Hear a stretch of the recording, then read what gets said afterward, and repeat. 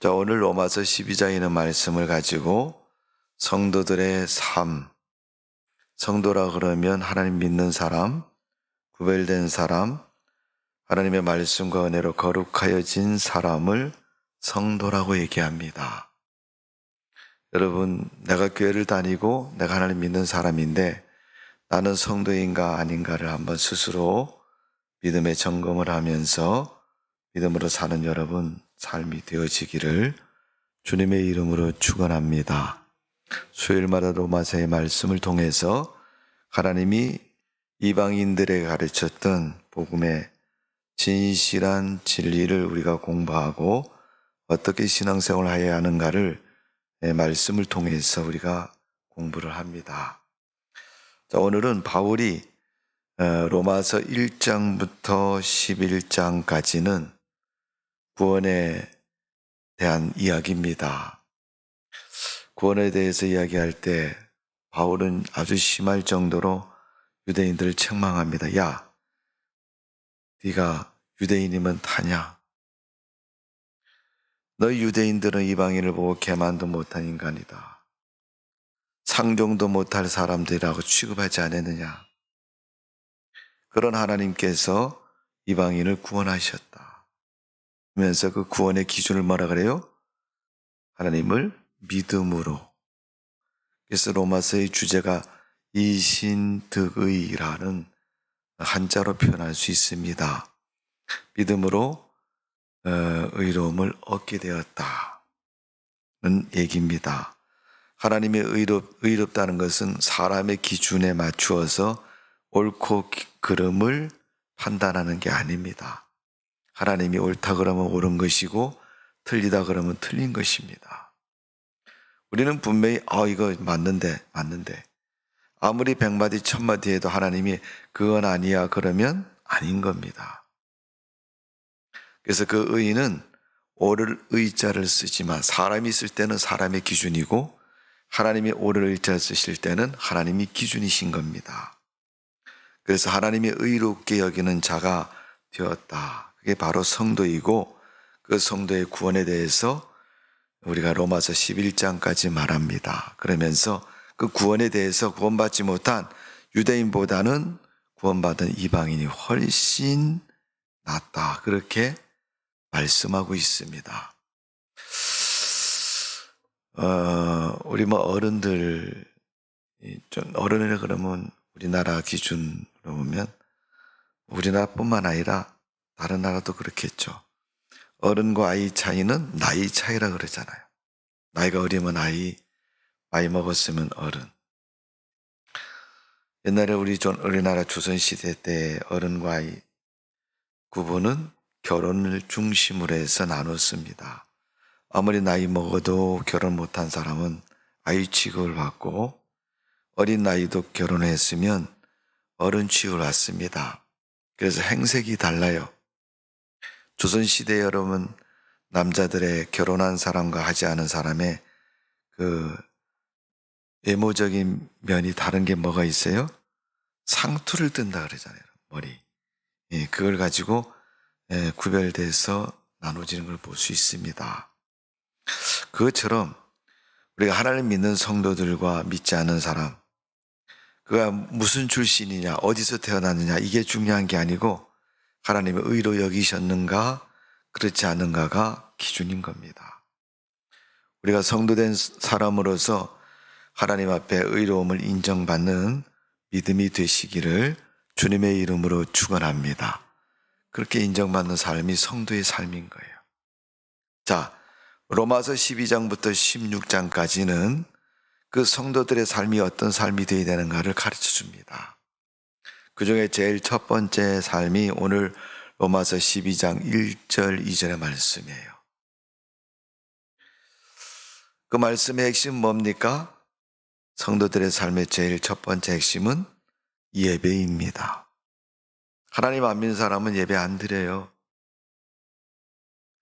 정말 하나님을 믿는 믿음의 반대편에서 서는 사람들은요, 교회 예배 드릴 때 친구야 너도 교회 가자 그래서 다른 타 종교를 믿는 사람 데리고 오면요, 머리가 아프다 그래요, 여러분.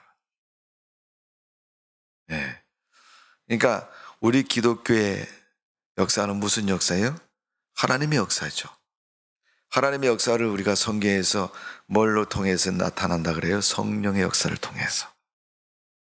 성령의 역사를 통해서 우리 하나님의 역사가 우리 성도들에게, 사람들에게 나타납니다. 그러니까 그런 성령의 역사가 안 믿는 자에게 임하면 안 믿는 사람은 어떻게 해요? 거부하고 또 하나님의 성령을 받아들이지 않으니까 그 다툼 속에서 육체적인 반응이 뭐예요? 머리가 아프다든가 뭐 구역질이 난다든가 또 심하면 뭐 팔다리가 돌아간다든가 뭐 이런 진기한 현상을 통해서 나타나기도 합니다. 어쨌든 우리 성도들이 살아가는 믿음의 삶에서 제일 첫 번째 중요한 삶은 예배 생활이다. 성도의 삶의 가장 기초적인 방향과 방법론을 우리가 오늘 예배에 두어야 된다는 거예요. 여러분, 교회 다니면서 하나님 믿는다고 말하면서요, 예배를 안 드린 사람은 하나님 믿는 거 아닙니다. 오로지 인간이 하나님을 경배하는 그 시간은 예배 시간인 거예요. 아무리 다른 거 많이 하고 잘해도 예배를 드리지 않는 사람, 예배를 어떻게 여기는 사람이요? 소중히 안 여기는 거예요. 중요하게 여기지 않는 거예요. 세상 일을 하다가도 예배를 드려야 되겠다 그러면 예배 시간에는 세상 일을 멈추고 하나님 앞에 예배를 드리는 거예요. 성도에게 복음의 정확한 깨우침을 주신 하나님은 구원받은 성도가 어떻게 살아야 되느냐 하는 것을 이제 12장에서 16장까지 설명하고 가르쳐 주고 있다고 그랬습니다. 여러분, 현대사회는 돌아보면 살기가 매우 편한 사회를 살고 있습니다. 과거보다는 우리가 지금 현재 사는 우리의 삶이 기계의 힘을 많이 빌리고 있기 때문에 복잡하고 다양한 일을 한꺼번에 할 수도 있고 또 우리 능력 이상으로 많이 할 수도 있는 시대를 살고 있는 것입니다. 자, 오늘 로마서 1장에 보면 그러므로 형제들아 그랬어요. 바울이 예수 믿는 로마에 있는 이방인들에게는 형제들아, 이건 한 사람을 가르치는 3인칭 큰 무리를 가르치는 지칭입니다. 그러니까 한두 사람이 아니고 더 이상 많은 무리를 가르치는 거예요. 여러분, 이걸 우리가 오늘날 쉽게 얘기하면 교회 공동체를 뭐 형제들아 바울이 부른 것처럼 교회 공동체를 그렇게 말하는 겁니다. 형제들이라고 말하는 건 예수 그리스도를 믿는 사람을 지칭하는 것이고 그 믿는 사람이 모여서 무리를 이룬 그 단체를 가르쳐서 말하는 겁니다. 그 단체의 모습을 오늘날 여러분요, 교회의 모습이다. 그 교회는 어떤 사람이 하나님 믿는 사람이 모인 곳이고 하나로 연합된 모습인 것을 볼 수 있습니다. 그래서 우리 그리스도인은 한 피를 받아 한 몸을 이룬 형제 자매라는 사실입니다. 그래서 교회 다닐 때 지칭 중에 가장 고상하고 멋진 표현은 아무개 형제, 그 사람 이름이 있을 거 아니에요. 그러면 이름 뒤에다 형제라는 말을 붙이는 것이 가장 멋진 호칭입니다. 한번 옆에 사람하고 한번 해보겠습니다. 옆에 사람 누구 이름 있으면 아무개 형제, 아무개 자매. 여자분은 자매라 부르고 남자분은 형제라 부르고. 한번 해보겠습니다. 옆에 사람 쳐다보고 시작. 마미오 원사님 뭐라 그랬어요? 네.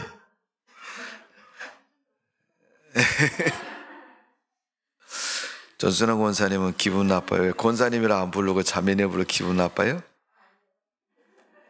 네.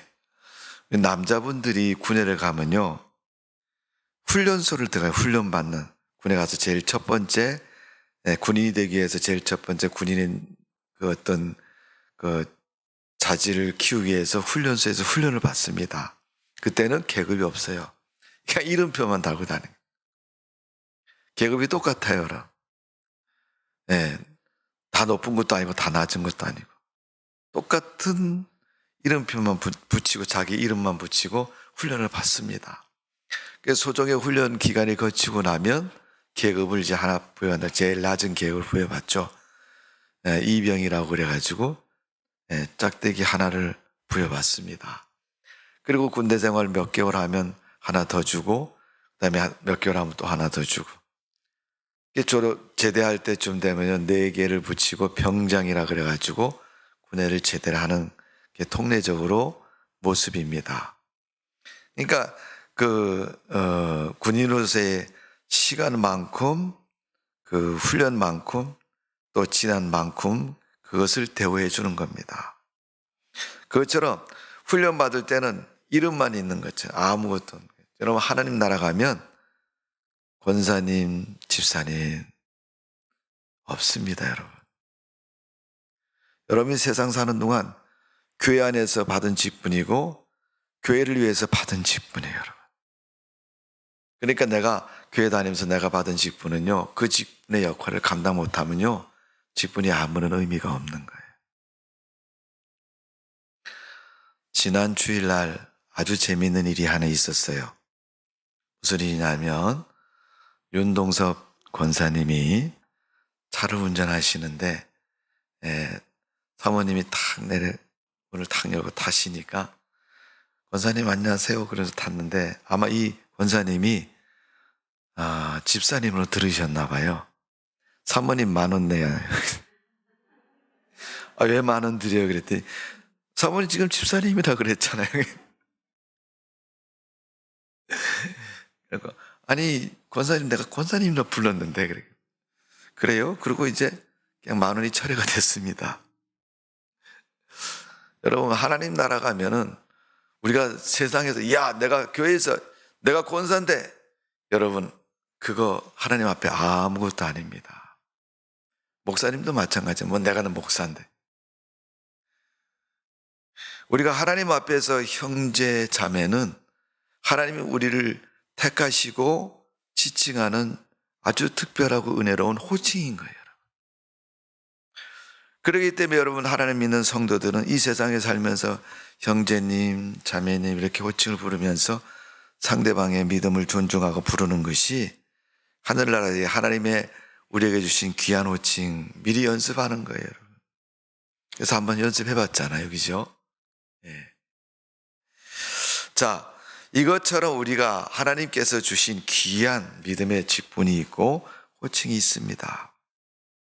그래서 사도 바울은 오늘 그렇게 부르는 거예요. 12장 1절에 보면 형제들아 그래요. 여자분들 중에 기분 나쁘다고 하면 자매는 어디 갔냐고. 성경은 여러분 남성형으로 되어 있기 때문에요. 남자 중심적인 숫자나 또 이 서열을 말을 합니다. 그때 여성을 절대 무시하는 거 아닙니다. 그렇죠. 하나님이 원래 우리가 성별을 따진다면 남성이라고 얘기해요. 그래서 말씀에도 있잖아요. 신랑 대신 예수께서 찬송가에도 부르고 그것처럼 여러분 예수님이 비유 중에 열처녀의 비유를 말 때 신랑을 기다린다. 성도는 뭐 신부가 되어서 내가 믿는 맞이할 신랑 하나님을 기다린다. 예수 그리스도를 기다린다고 표현하고 있지 않습니까? 그 하나님께서 믿는 성도들을 형제들아 이렇게 표현하셨습니다. 그건 여러분 하나님이 최고로 우리를 귀하게 표현하신 거예요. 왜? 자기랑 동등한 존재로 여겨주신 거예요. 형제라 할까 너는 나보다 한 단계 낮은 애야 이렇게 부르는 거 아니에요. 형제는요 똑같은 거잖아요. 한 아버지 밑에 있는 자녀들이 한 형제인 거예요. 그리스도 안에서 거듭난 성도들을 그렇게 부르는 겁니다. 원래 여러분 우리가 교회에서도 마찬가지입니다. 나이 어린 사람은 야 아무개 네. 저도 많이 들었습니다. 우리 예일교회 와서 그렇게 호칭하는 분들 많이 들었어요. 어느 순간인가 제가 또 10,000원 받을지 몰라요. 그렇게 부르는 분 적발이 되면 우리가 잘 호칭을 이렇게 써줘야 되고 또 존경스러운 표현으로 사용해야 됩니다. 오늘 바울이 형제들하고 부른 것은 믿음을 인정하는 것을 가르쳐서 말씀하는 거고 그 사람을 존귀하고 귀하게 여기는 그런 호칭으로 사용된 것을 볼 수가 있습니다. 예수 그리스도를 믿는 사람을 지칭하는 것이고 우리는 그리스도인의 한 피와 한 몸을 이룬 형제 자매라는 사실을 말씀하고 있습니다. 그래서 우리는 그리스도의 사랑을 본받아 서로 사랑하고 권면의 말씀으로 자비를 가지고 서로 위해서 기도하고 하나 되는 모습, 그것이 중요한 것입니다.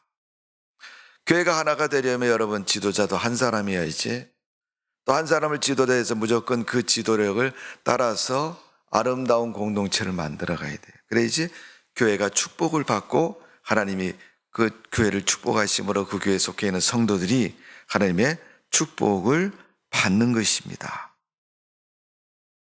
형제를 위해서 믿음의 역동성을 갖는 이 바울의 호칭처럼 여러분 오늘날 우리 현대사회는 이런 믿음의 호칭이 쑥스럽고 또 어색할 정도의 삶의 배경을 가지고 살아갑니다. 그게 뭔지 아세요, 여러분? 살고 있는 우리 사람들의 사회가 기계화 사회로 되기 때문에 그래요. 가끔 우리가 영화를 보면 첨단적 영화가 나옵니다. 그 영화에 보면 사람의 그 육체적인 부분들을 기계적으로 수술해서 기계인간화되는 그런 드라마, 영화 같은 것들이 가끔 나와요. 네. 보면 그 제목 로보캅? 그 이름을 가진 그런 영화를 보면 사람의 모형처럼 생겼는데 그 기능이나 모든 면은 기계, 로봇 같은 그런 기능을 가진 사람들의 모습을 볼 수 있습니다. 그것처럼 우리가 살고 있는 사회는 문명도 발전하고 발전한 사회이지만은 사람이라는 존재가 기계화되고 그런 존재로 자꾸만 바뀌어져 가는 거예요. 사람의 타고나고 가진 영성이나 인성의 감정이 없는 그런 존재화로 자꾸 만들어지는 겁니다. 그래서 우리가 살고 있는 현대 사회는 불행한 것이 뭐냐, 인간미를 손실한 사회다. 사람은 여러분 희노애락을 나눠야지 사람이 사는 삶이 이렇게 좋은 삶이 될 수 있어요. 이 희노애락을 나누지 못하면요 기계화되는 사회예요. 제가 중학교 다닐 때 어떤 선생님이 그런 얘기를 하셨어요. 어쩌면 앞으로 살아가는 사회는 운전을 할 필요 없이 차만 타면 차가 모든 걸 다 데려다 준대요. 그래서 그게 어떻게 현실적으로 가능할까? 제가 중학교 다닐 때는 버스 타고 다녔거든요. 버스 운전수가 얼마나 참 힘이 센지 그 사람은 자기가 쓰고 싶은 자리에 갔습니다. 정류장이 여기 있어도요. 정류장에 안 쓰고 좀 지나가서 쓰면요. 애들이 우르륵 달려가고 버스를 타요. 타고 가야 되니까 차가 쓰는 데를 또 쫓아가는 겁니다. 그런 차를 보면서 어떻게 운전수가 없는데 차가 할 수 있을까? 근데 여러분 요즘 우리가 살고 있는 사회에 자꾸 그런 얘기 나오잖아요. 무인 자동차, 운전수가 없는 자동차. 그래도 차가 어떻게 해요? 자기가 혼자서 데려다 준다는 거예요. 차에 타서 야 우리 집 가자 그러면요. 예 알았습니다가 착 데려다 준다. 집에 주소, 위치를 입력해 놓으면 착 데려다 준다. 그걸 하나 또 얘기했고요. 또 하나 선생님이 얘기한 게 뭐냐면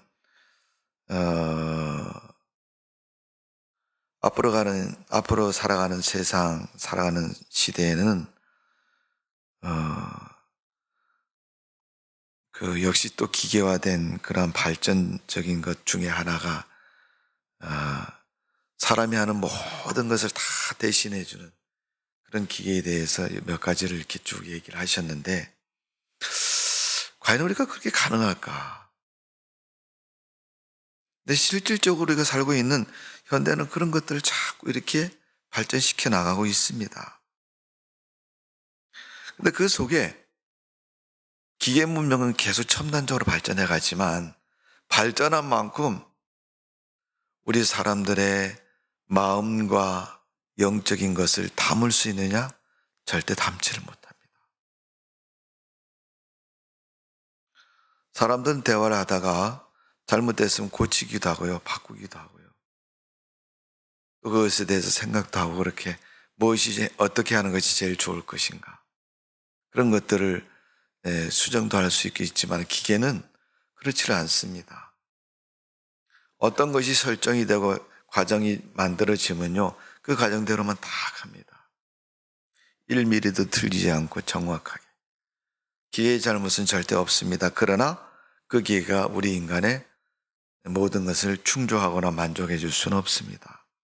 왜? 사람은 사람의 존재와 가치를 서로 인정받고 교류하고 나눌 수 있는 존재가 꼭 필요한 거예요. 기계하고는 할 수 없잖아요. 육적인 감각은 계속 발전하고 또 잘 이렇게 만족시킬지 모르지만은 영적인 것,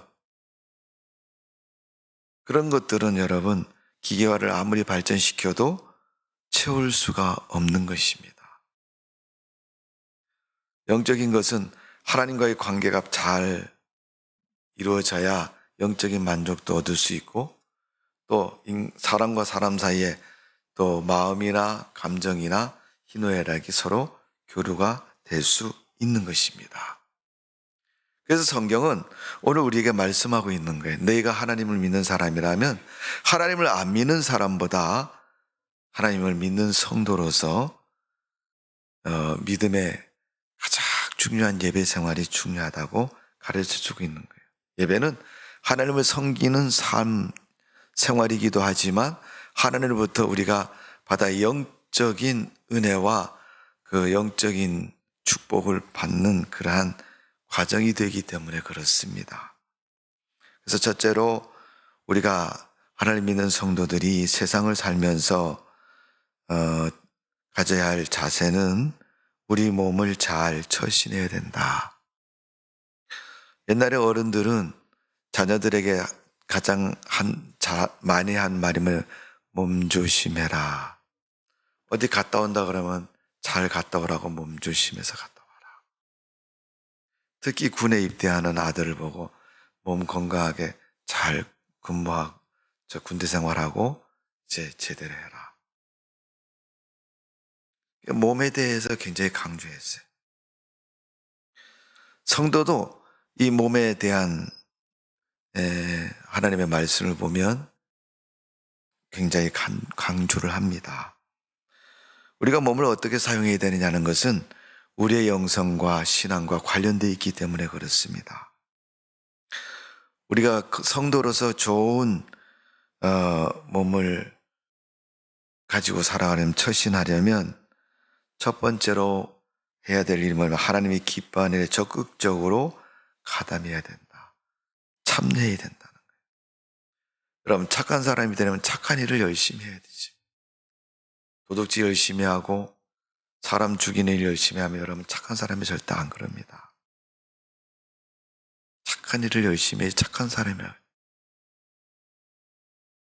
하나님을 믿는 사람은 하나님 믿는 믿음의 일을 열심히 해야 믿음 있는 사람이라고 얘기하는 거예요.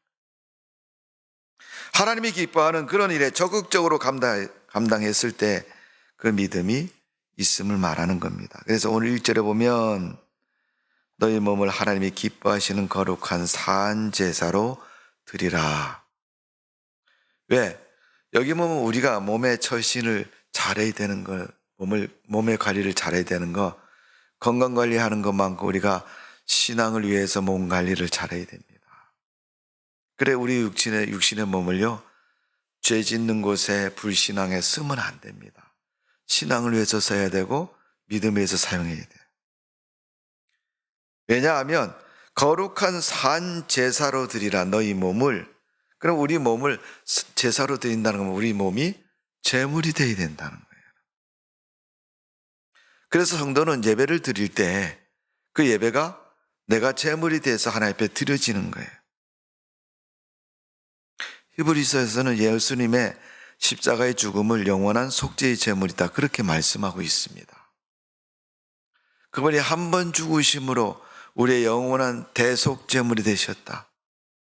내가 하나님을 섬길 때마다, 하나님 앞에 제사를 드릴 때마다 드려지는 제사가 예수님의 십자가를 통해서 단번에 영원한 제사로 드려졌다고 말하고 있습니다. 그러니까 매번 드리지만은 이미도 예수 그리스도의 은혜로 다 한 번에 드려졌다는 거. 우리 일평생 끝나는 날까지. 그러니까 우리는 그 은혜를 입은 성도로서 어떻게 살아요? 그 몸을 믿음에 잘 관리하면서 살아야 됩니다. 그런 몸이 되기 위해서는 하나님이 기뻐하는 일을 열심히 하면서 살아는 거예요. 두 번째는 우리 몸을 어떻게 이 세대의 악한 것에 물들지 말고 거룩한 일에 힘쓰는 자들이 되어야 된다.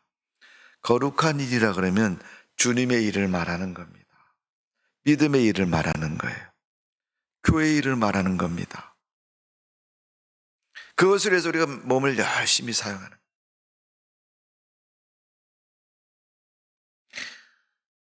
세 번째는 우리 몸을 산제사로 하나님께 드리라, 그렇게 말했는데 이것은 제사를 드리는 모습이고, 제사는 원래 우리의 예배 생활을 말한다 그랬어요.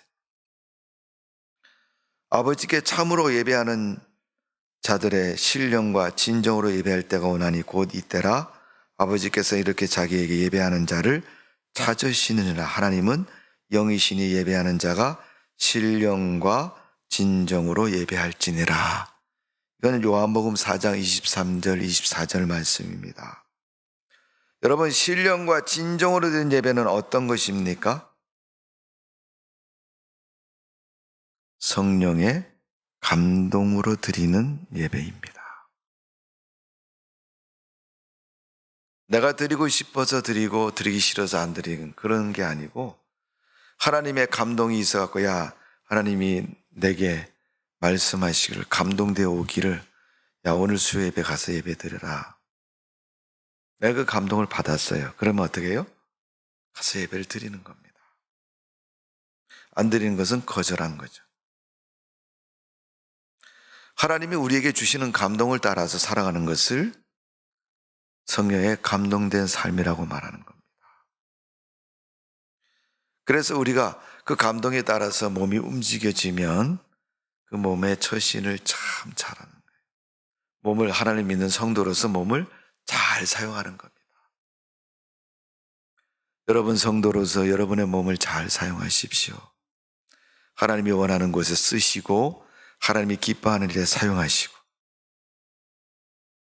하나님이 싫어하는 곳에 앞장서고 열심을 다하고 최선을 다해도 여러분, 그것은 감동된 곳이 아닙니다. 하나님 기뻐하지도 않습니다. 하나님 축복하지도 않습니다. 두 번째는 이 세대를 본받지 말아야 된다고 제가 말씀을 드렸는데, 이 세대는 뭐예요?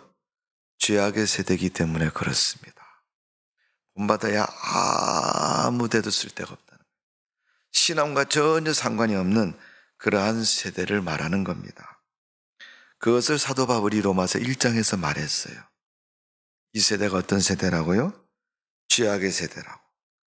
로마서 1장 29절에서 31절까지 말씀을 보면 이 세대를 가르쳐서 모른 불의, 추악, 탐욕, 악의, 시기, 살인, 그리고 악독, 시기, 분쟁, 수군수군, 비방하는 것, 능욕하는 것, 교만하는 것, 자랑하는 것, 악을 도모하는 것, 부모를 거역하는 것, 우매한 것, 배약한 것, 무정한 것, 무자비한 것.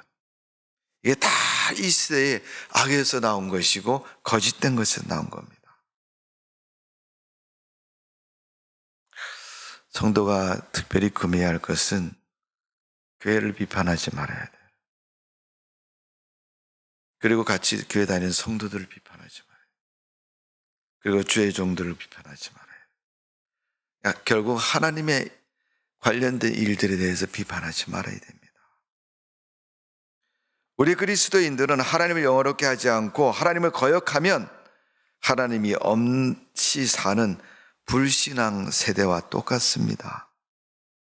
죄악된 세대와 똑같습니다. 죄악된 세상은 용서받지 못한 세대, 구원받지 못한 세대, 하나님 앞에 인정받을 수 없는 세대, 그거 본받지 말아야 됩니다.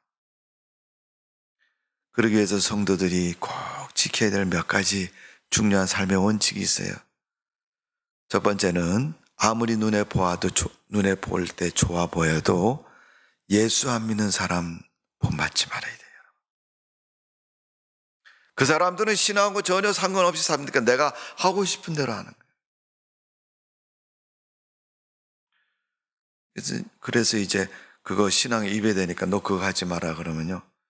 아이 목사님 왜 율법주의자처럼 그러십니까? 율법주의가 아니죠, 여러분. 진정한 그리스도 안에서 자유함을 누리고 진정한 구원의 은혜를 누리는 삶이 되어야 돼요. 자꾸만 여러분 세상적인 관점이나 세상적인 방법으로 성도가 살면요, 세상 사람하고 다를 게 없습니다. 같이 안 믿는 사람끼리는요, 마음이 맞으면요, 서로 칭찬하면서 안 좋은 일을 해도 서로 마음이 통해서 어떻게 해요? 그쪽 같은 방향으로 갔으니까 서로 잘한다 하고 서로 이렇게 좋다고 얘기를 해요. 근데 하나님 믿는 사람하고 안 믿는 사람하고 같은 방향으로 이렇게 어긋난 길로 가면요, 그 안 믿는 사람이 교회 다니는 사람이 자기를 따라서 그렇게 해주면요, 고맙다, 정말 네가 교회 다니죠, 나를 따라서 이렇게 해줬다, 이렇게 칭찬하는 게 아니라 그때는 수고했다고 이렇게 얘기하지만 시간이 지나면 지날수록 어떻게 해요? 교회 다니는 게 왜 그걸 하지? 자기도 똑같이 했는데 자기는 교회 안 다니니까 할 수 있다는 거예요. 그 사람은 교회 다니니까 하면 안 된다는 거예요. 자기는 교회도 안 다니고 하나님도 안 믿는 사람이 하나님 믿는 사람 보고 너 교회 다니는 사람은 그거 하면 되냐 이렇게 말도 안 하고 뒤에 가서 그렇게 얘기를 하는 거죠. 그러니까 여러분 같이 일하고 열심히 다 하고 같은 방향으로 가고 나중에 뭔 소리 들어요? 신앙 없다 소리를 듣는 거예요. 믿음 없다 소리를 듣는 겁니다. 그러니까 우리가 예수 믿는 성도들은요, 불신자를 따라해서는 안 돼요. 특히 믿음이 아닌 것들 따라하면 안 됩니다. 두 번째, 성도들이 하나님 믿는 성도로서 세상 가운데서 구별된 삶을 살아야 돼요. 신앙이다 신앙 아니다 분명하게 구별된 삶을 살아야 됩니다. 뭐 세상 사람들이 하는 것처럼 교회 안에서 한다, 말이 안 되는 겁니다.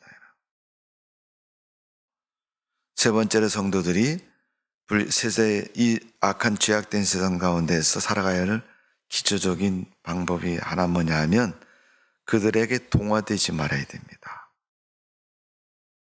그가 원해서 내가 한두 번 도와줄 수는 있지만 그 사람처럼 동화돼서 나중에도 그렇게 하고 또 기회가 되면 또 그렇게 하고 그렇게 해서는 안 됩니다.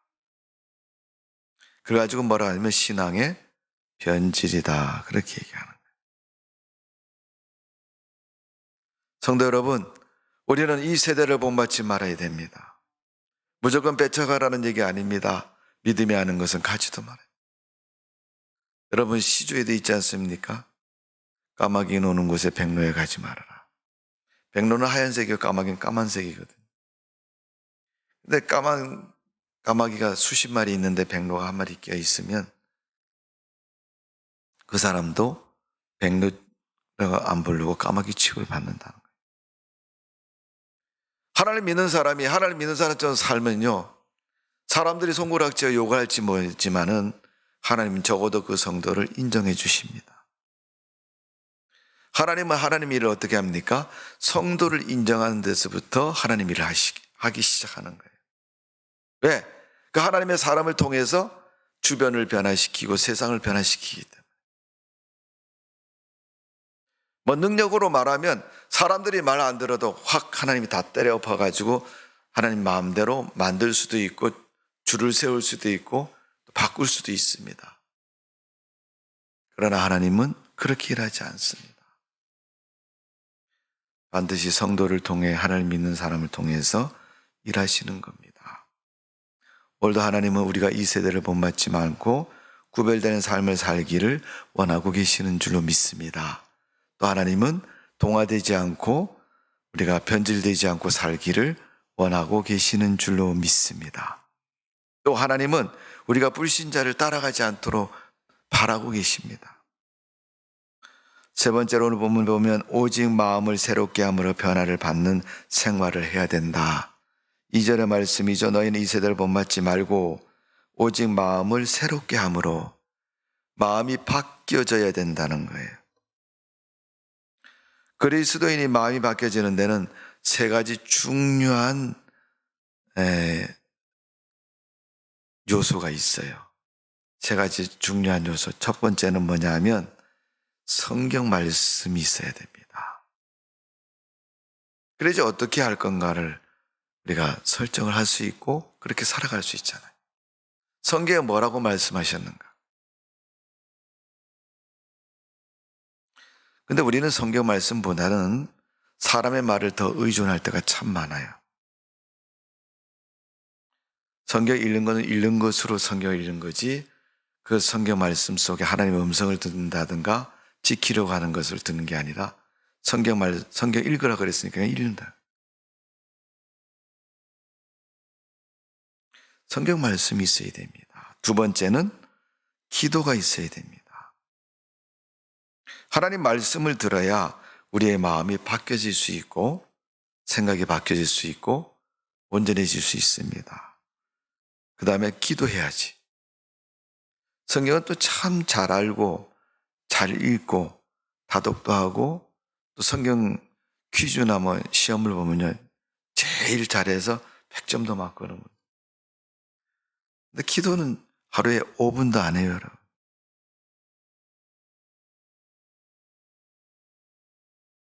어떤 분들은 그렇게 얘기합니다. 성경 읽는 시간만큼 기도해라. 내가 오늘 성경 5장 읽는데 10분 걸렸으면 10분 기도해라. 20분 걸렸으면 20분 기도해라. 근데 이 두 가지는 또 잘 돼요. 성경 읽으라 그러니까 읽기도 하고요. 기도하라 그러니까 기도도 하고. 근데 중요한 요소 마지막 하나는 뭐냐 하면 마음이 새로워지려면 회개를 하셔야 됩니다.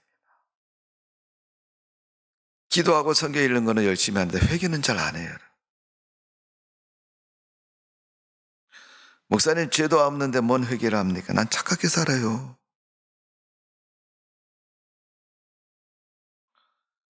날마다 여러분 우리의 삶을 회개할 수 있어야 됩니다.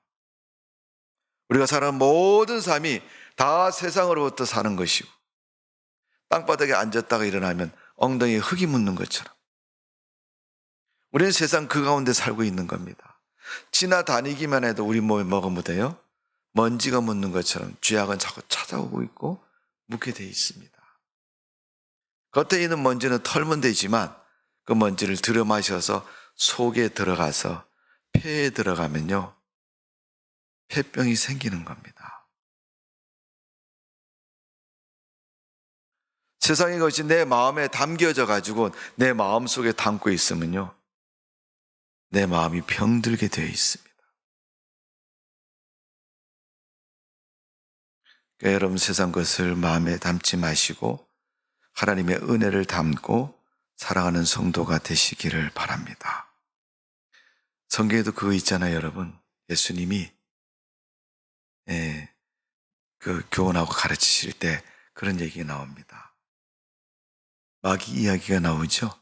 귀신 이야기. 어떤 사람 속에 귀신이 살고 있었는데 귀신이 그 집에서 쫓겨나게 됐어요. 뭐 울면서 쫓겨나서 멀리. 그래서 쫓겨났으니까 자기가 나가고 싶어 나간 게 아니라 쫓겨났어요. 어쨌든 우리가 영적인 하나님의 은혜를 경험하고 감동을 받으면요 우리 속에 있는 불신앙은 떠나게 돼 있고 죄악도 떠나게 돼 있고 다 떠나게 돼 있어요. 떠났어요. 깨끗한 마음이 됐거든요. 이 귀신이 쫓겨나서 하루아침에 쫓겨났으니 갈 데가 없잖아요. 그러니까 여기저기 돌아다니다 보니까 그래도 만만한 데가 없어요. 가서 있을 데가 없는 거예요. 그래서 자기 만만한 사람 마음을 찾아가야 되는데 찾을 수가 없는 겁니다. 그래서 자기 나온 집을 가봤더니요, 성경에 보니까 그렇게 돼 있더라고요. 청소가 되고 깨끗이 소재되어 있어서 그 귀신이 자기 친구 7명을 데리고 다시 그 집으로 들어갔대요. 친구 데리고. 아마 귀신이 전도했나 봐요. 귀신을 전도했나 봐요. 그래갖고 했더니 성경에 뭐라 그러냐면 7배 더 악한 자가 됐다 그랬어요. 우리 마음에는 은혜를 담고 은혜로 살아야지 공허한 마음이 되고 허전한 마음이 되고 불신앙의 마음을 갖고 살면요, 죄악이 찾아오는 것이고 번민하는 겁니다. 여러분 마음속에 무엇이 들어있습니까? 입으로 내 마음속에 은혜가 있습니다. 그래서 은혜가 들은 게 아니에요. 여러분. 내 죄악을 회개하고 상대방에게 상처를 받아도 그가 회개하기를 기다리지 마시고 내가 회개하면 그도 회개하는 거예요. 그래서 마음을 새롭게 해야 그리스도인의 삶을 살아갈 수 있다고 말씀하고 있는 겁니다. 신앙의 새로운 삶을 사는 것처럼 성도는 믿음의 문화를 따라서 삶의 방식을 따라 살아가야 됩니다. 그러기 위해서는 말씀과 기도와 회개를 통해서 마음이 바뀌어져야 됩니다. 두 가지만 해서 안 되면 회개를 꼭 하셔야 돼요. 세 가지를 하셔야 마음이 바뀌어지는 겁니다. 이렇게 해서 신앙으로 점점점 살아가는 믿음이 성숙하고 자라는 것을 뭐라 그래요? 성화 그랬어요. 성화. 거룩할 성자 될 화자라는 한 문자를 쓰는데 거룩해진다는 거예요. 그게 바로 예수님을 닮아가는 것이고 그리스도인의 삶의 모습입니다. 그러니까 여러분 교회를 다가도 5년 전이나 10년 전이나 20년 전이나 똑같아요. 5년 전에 그분이 분명히 집사님이었는데 20년 됐더니 그분이 권사님이 되어 있습니다. 그러니까 집사님일 때하고 권사님일 때하고 분명히 다를 것이라고 여겼는데 보니까 아니야. 집사님일 때는 오히려 가만히 있었는데 권사님 되고 나서 너네들 내 말 안 들어? 이렇게 하신다는 거예요. 오늘 여러분 우리의 마음이 온전한 믿음으로 성화된 마음으로 자라는 성도가 되어지기를 바랍니다. 여러분 오늘 이 밤에 집에 돌아가셔서 내가 몇 년부터 몇 년까지 교회를 몇 년 동안 나갔는가? 아이들을 보면서 생각을 한번 해보세요. 우리 애가 1살 때하고 5살 때하고 10살 때하고 20살 때하고 30살 때하고 어떻게 달라졌나? 30살 먹은 아이가 그러면 유치원 간다 그러면 그거 보낼 부모님 아무도 없습니다. 야, 너는 나이가 몇 살인데 이제 겨우 유치원 가려고 그러냐. 30살 먹으면 여러분 대학교도 졸업하고 취직해서 장가도 가고 가정도 다스리고 인생을 살아가는 자기 인생을 살아가는 그 나이 단계가 된 거예요. 여러분 우리가 사는 시대가 언밸런스적인 시대에 요소들이 참 많죠. 어떤 여론 기관에서 현대사회 젊은이들을 이렇게 여론조사를 해봤는데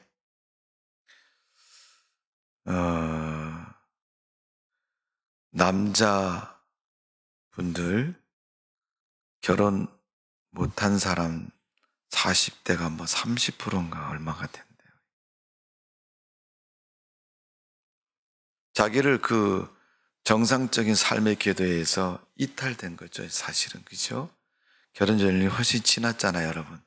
보통 20대 후반에 결혼하니까 10몇 년 동안 여러분 결혼 나이가 벌써 지체해서 지난 단계거든요. 그러니까 자기를 어떻게 해요? 합리화시키기 위해서 뭐 비혼주의도 만들고요. 독신주의도 만들고요. 뭐 그런 얘기를 합니다.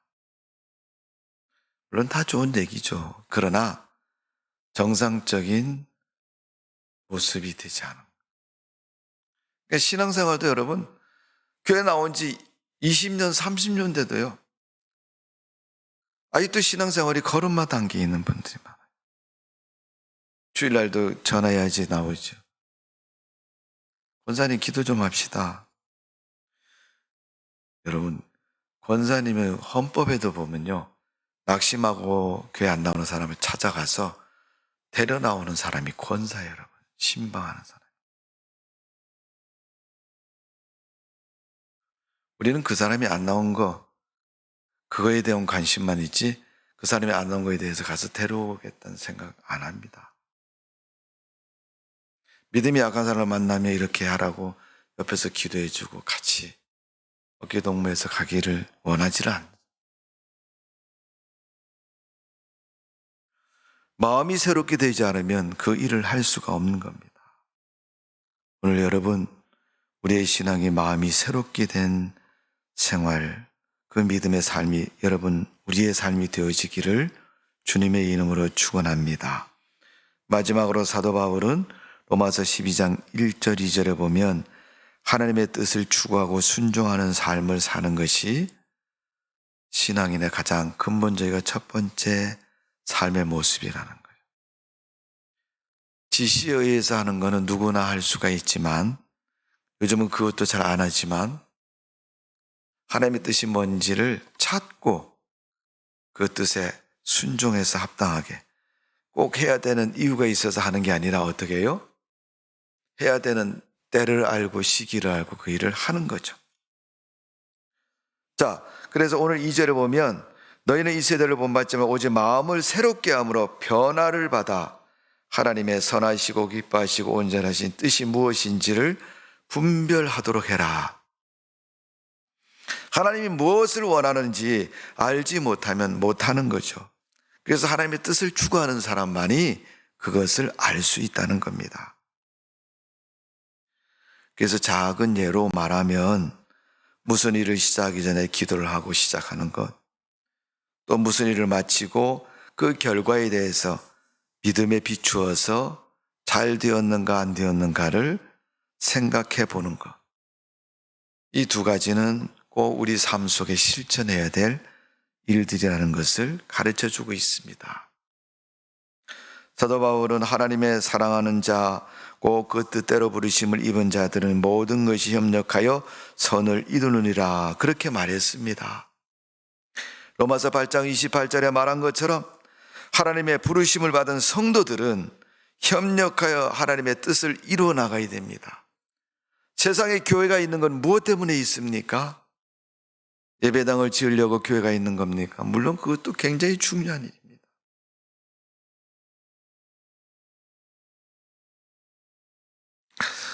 제가 개척을 해가지고 목회를 하면서 제일 많이 들은 얘기, 표현하지 못하는 얘기 중에 하나가 뭐냐 하면, 주일날 이렇게 와서 예배를 드리고 사람들이 이렇게 가잖아요. 그죠?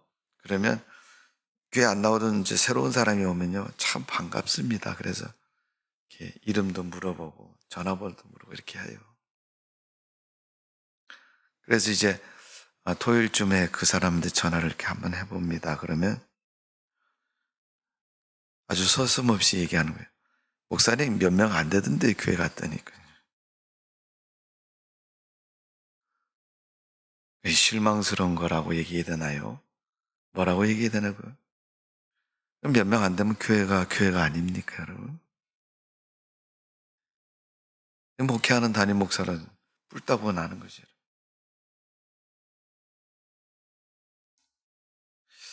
여러분, 우리가 내가 다니는 교회가 몇 명 안 되니까 내가 열심히 해서 큰 교회, 하나님이 기뻐하는 교회를 만들어야 되겠다. 그런 생각과 마음을 가지고 신앙생활을 해야 되고 그걸 추구해야죠. 길거리에서 장사하는 사람도 여러분 보세요. 이문이 남으니까 팔지, 안 남으면 팔지 않잖아요. 신앙생활도 내가 열심히 해야 전도도 되는 것이고 하나님의 복음도 은혜가 충만한 것이고, 은혜는 여러분 하나님이 주시지만 은혜를 받을 준비가 안 돼 있는 사람은요, 은혜를 못 받는 게 아니고 은혜가 내 그릇에 담겨지지를 않기 때문에 모르는 거예요. 분명합니다. 내 마음에 그런 믿음의 그릇이 잘 준비돼서 하나님의 은혜를 담으면 은혜 충만한 삶이에요. 출애굽기 14장 13절에서 14절에 보면 하나님이 모세가 이스라엘 백성을 이끌고 애굽에서 나와서 가나안 땅을 향해 가는데 제일 첫 번째 난관이 뭐예요? 홍해가 쫙 막혀 있잖아요. 고센에서 출발해가지고 홍해까지 온 거예요. 뒤에는 애굽 군대가 쫓아오고 앞에는 홍해가 쫙 막혀 있으니까 막 백성들이 난리가 났습니다. 다 죽는다고. 그때 하나님이 모세에게 이런 말씀하셨어요. 모세가 백성에게 이르되 너희는 두려워하지 말고 가만히 있어서 여호와께서 오늘 너희를 위하여 행하시는 구원을 보라. 너희가 오늘 본 애굽 사람을 영원히 다시 보지 아니하리라. 여호와께서 너희를 위하여 싸우시리니 너희가 가만히 있을지어다 그랬어요. 앞에는 홍해가 있고 뒤에는 애굽 군대가 쫓아오는 그 상황에서 백성들이 아우성을 치니까 하나님께서 모세에게 하신 말씀이 그런 말씀. 야, 가만히 있어갖고 하나님이 너희를 위해서 싸우신다 하시는 일을 봐라 그래.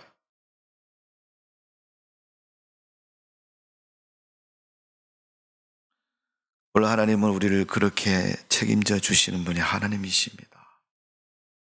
염려하고 근심하고 걱정하지 마시고 우리가 하나님의 뜻을 추구하고 순종하는 삶을 살면 하나님은 오늘도 크게 역사해 주시고 우리를 믿음 가운데 승리자로 쓰시고 역사해 주실 줄로 믿습니다.